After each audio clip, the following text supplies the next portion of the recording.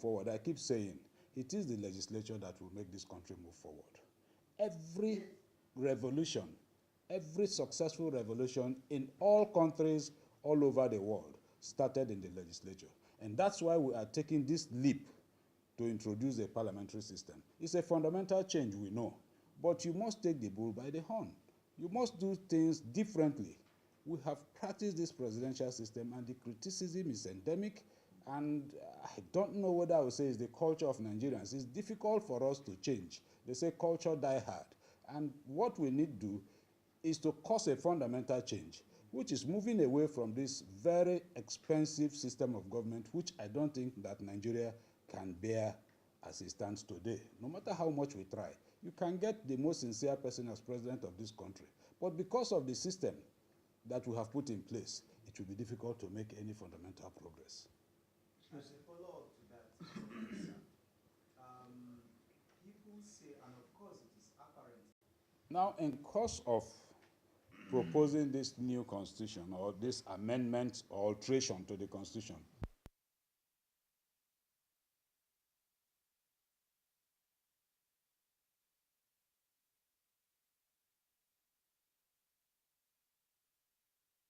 issues. I, for one, am not attached to the office I occupy because it's temporary, so my interest will be what marks, what positive marks will I leave for the person that will come in. I will not be a legislator all my life. There's a time frame to it. So what comes to the legislature today is not important to me. It is what will come to Nigeria as a nation, because I will remain a Nigerian all my life. And so we have left that aspect of either unicameral or bicameral when it comes to debate. But if you ask me as a person, my personal opinion is that there should be a unicameral legislature, just one house. Honorable, given the difficulty it has taken for the government of the day to entertain the issue regarding restructuring, how optimistic are you that this amendment will fly at the end of the day? First, as a lawmaker, I think you should take it poco a poco. Take the first step, think through your bill, introduce the bill, and allow the debate. In course of the debate, if there are superior arguments, you can then begin at either the committee stage or public hearing to reconsider some of the clauses in that bill. And that is what we have done. If we put that idea that, look, whether it will fly or not, then he will never present a bill. I think that we mean well for Nigeria as a nation. That's the important thing. And then let us propose it. If it doesn't fly today, nothing stops it from flying tomorrow. I give you an example. The issue of fuel subsidy. Former President Jonathan wanted to remove fuel subsidy. Several persons kicked against it, including myself. I was PDP, and that was a PDP government. And I said, no, it will affect Nigerians negatively. But today, Nigerians are almost convinced that there is need for us to remove the subsidy, even if we are saying it should be done gradually. But we have seen the need for it. So things change. People like Lord Denning, decisions they took in the law courts, when they took those decisions, were unpopular, but they ended up being the proper decisions to take. We have proposed this constitution alteration today. Whether it is popular or not, we should be bold enough to push it forward as long as we believe in it. But I believe that that is the best thing that can happen to this country at this point. Dealing with presidential system per se, or commending parliamentary system for per se, but you have several systems which is best suited for you at this juncture in terms of cost, in terms of management, looking at the character and attitude of Nigerians, which is best suited. If you also go back to the parliamentary system before the military incursion, which actually moved us out of parliamentary system to a presidential system, if you see the way the country was moving then, powers was devolved from the center to the regions. We were making progress. There was healthy competition. Part of what we have proposed in that amendment to the Constitution is that exclusive list should be pruned down. So the issues of devolution of power is taken care of. And I can assure you that you will see healthy competition among states or regions as the case may be. And this country will grow for all of us. Why? I'm from Rivers State. Why can't I go to Sokoto and settle down and do my business and see myself as a Nigerian. It is the nature of the constitution we have. It is the laws we have. You fill forms. There is no form you fill in this country today, you will not be asked to indicate your tribe. We should begin to remove that kind of mentality and think of Nigeria first. Presented yesterday, to me, budget has turned out to be a ritual. I don't think that we should do things for the sake of doing it. Yes, it is statutory that we must present a budget. But then, I don't look at statutes alone, the words of the statutes. What's the intention of that law? What is the spirit behind the law? What do we want to achieve? When you say that a nation should present a yearly budget, what do you intend to achieve? The entire thing is implementation, so that you'll be guided in your expenditure and the things you want to achieve. But year in, year out, we present a budget, thereafter we operate as if there is no budget. So what value does it actually add?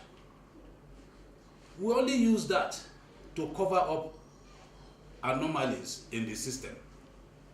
And I'm not very impressed with the budget that was presented yesterday. I'm not very impressed, particularly on the aspect that nothing has changed.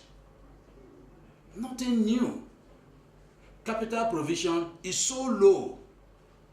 What I expected to see yesterday was a budget that will improve fundamentally on the capital aspect and begin to deliberately come down on recurrent. Let us begin to manage ourselves. But that was not the case. So if you ask me as a parliamentarian, yes, we have opportunity to debate the budget. When it gets to that stage, of course I will make my opinion known on the floor of the House. I'm not very impressed with the budget. Why did you have to be interrupting the president during the presentation? Well, you know that in the House, you have people who believe that Mr. President should be given another 4 years. You also have people who believe that Mr. President has not done well and that we need a proper change. And when we started, you saw what happened. Mr. President came in, rather than allow the normal procedure, he was chaired, even himself acknowledged it. That was not the essence of his visit to the House. Ordinarily, Mr. President ought not to, before us, begin to acknowledge chairs. So, for those of us who do not believe in him, we also had to tell him that, look, that is not, I believe we are not with you, before he leaves with the impression that, look, all is well. And then when he was reading out the projects concluded by the present government, some of those things are in our constituencies, and we know that they have not been completed. So when you read out those projects, you see people clapping. Even people who do not know where these projects are located, clapping. What do? Do you keep quiet? And then the assumption is that these things have been completed.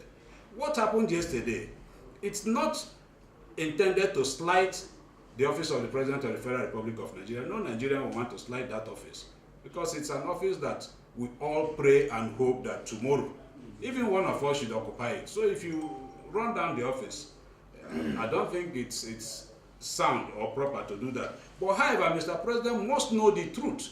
If you allow those chairs to go, he will assume that everything he said was correct.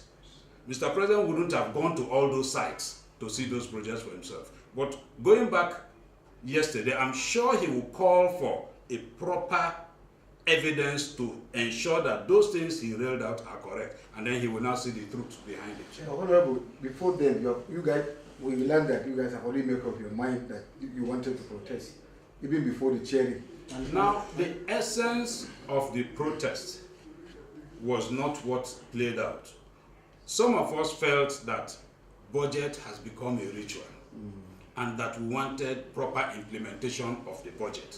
That was the essence of the protest, which we are looking at. Look, to say, look, Mr. President, the budget we passed for 2018 has not been properly implemented. The level of implementation is too low, abysmally low, and it is affecting us as representatives of the people. Because when I go back home, People want to see federal government presence in my constituency. They don't want to know whether it is Buhari or whether it is APC or PDP. I'm representing them. I answer these questions. Now, questions have been coming up. I've gone around my wards in my constituency and everybody has been asking, where is your constituency project for 2018? What response do I give? Releases are not made. And people back home do not understand the grammar of releases not made. So these are the things that, it doesn't go down well with us as parliamentarians. And these are the issues that irritated us, not whether these projects have been completed or not and all that. We are irritated by these issues that budget implementation is very low. You are now presenting another budget. And once this budget is presented, there will be pressure on the legislature. Oh, you are holding back the economy. You don't want Nigeria to move forward. You have not considered the budget. Forgetting that the lifespan of the 2018 budget runs up till June. So sometimes the executive will box us to that corner where it will now be between the legislature and the Nigerian populace. And these things are not good for any system. We should be sincere to ourselves, all arms of government. If there are challenges and problems, we should consider these challenges and problems and solve them together. And that's why we need a parliamentary system. Okay. Sorry. The President has presented his budget and will call it a ritual. The National Assembly will be calling the executive to come and defend the budget. Are we going to still call the activities the National Assembly will hold with the executive a ritual as well? Because the National Assembly has the power of oversight to supervise the executive. And when they complain that projects are not being executed, it baffles me. And there's nothing coming out from the National Assembly to Nigerians. They key into what the executive are doing. Why they complain, sir? Why are they calling it a ritual? Clearly, if you also observe what has been happening, there has been that blackmail. National Assembly is the most criticized arm of government, even where you stand with the people. We don't have the resources to go into the media war with the executive arm. I'll give you an example. Senate refused to approve nominees from Mr. President because of violation of the Constitution. How did it end? The same Nigerians were criticizing the Senate. If we stop the budget of any MDA from being approved, the same Nigerians will tell you that you have refused to assent to that, either because you want bribe or that you are frustrating government from running. Resolutions are passed in other climes. If the National Assembly, Senate and Reps passes a resolution, it has the force of law. In Nigeria, it is not the same way. So what do you expect members to do when we exercise all the rights we ought to exercise under the Constitution and you are completely ignored? And before you know it, you are blackmailed before the people that you represent. Mind you, I am not here as Kingsley Chinda. I am here speaking for the people of Obiabo Federal Constituency. So if by any chance the people now feel otherwise, I should have a rethink. It's not my personal seat. So if Nigerians begin to be very critical of the National Assembly, we should also have a rethink, because we must work according to the yearnings of the people. The issues of budget padding, very soon it will come up. When you insist that the right thing should be done, there must be a blackmail. And once the people key into the blackmail, you are compelled because you are speaking for them. Honorable, my question is on the motion you moved regarding smoke suits that hovers over the atmosphere of River State, Port Harcourt to be precise. And you also charged the Auditor General of the Federation to audit the environmental happenings in the state and then take action. What is the progress with that? Has anything been done? Yes, the investigation has been carried out, but I can also say that even at the local level, the state government has also stepped up action in that direction. As we speak, I'm not a representative of the River State government. I'm not speaking for the River State government, but I have privileged information that a poison center, I think, is being proposed to be established in River State because of that. And it will be the first in West Africa, if not the second in Africa, that you have. And I think that that's a development in the right direction because it will serve other purposes. Now, at the National Assembly level, the Office of Auditor General fortunately reports directly to me. That is one of the issues that will be contained in their budget for 2019. So they need to provide for it. The Auditor General met with me and clearly told me that, look, since they didn't provide for it in 2018 budget, it's a bit difficult for them to do a proper work. But they have started something, and I believe that 2019 budget will provide for them to carry out an extensive work. We're also going beyond River State, not just River State, but we're going beyond River State for them to do a proper environmental audit, which will be sent back to the National Assembly. Last question. Honorable, we haven't really heard anything concerning the following president, the president's decline on the Electoral Act. There were reports that the National Assembly might override his veto. Where are we right now? You see, that's another reason why I still think that the system we're operating is not the best for us. Now, the Electoral Act, if you look at the amendments that were made, those amendments were made to push us forward in a democratic practice. But the bill was sent to Mr. President almost a year ago. Consistently, he parried it until it got close to election, and he's now telling us that it's too late. Of course, on my own part, I've also asked a few other members to join hands. Let us attempt and see if we can override. But what will happen is that political parties will come in. They will see it as a political thing, as a PDP affair or minority affair, and then perhaps the APC will now advise their members not to be part of it. But we cannot grow like this. If the National Assembly did not override the NDDC bill, we wouldn't have had that commission today. So I think that I would charge my colleagues that this is one case where the National Assembly should override the president. This is a clear case.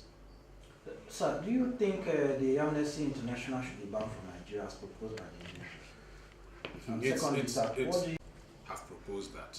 How many? Can we look at ourselves and say that we are doing well when it comes to internal security in this country?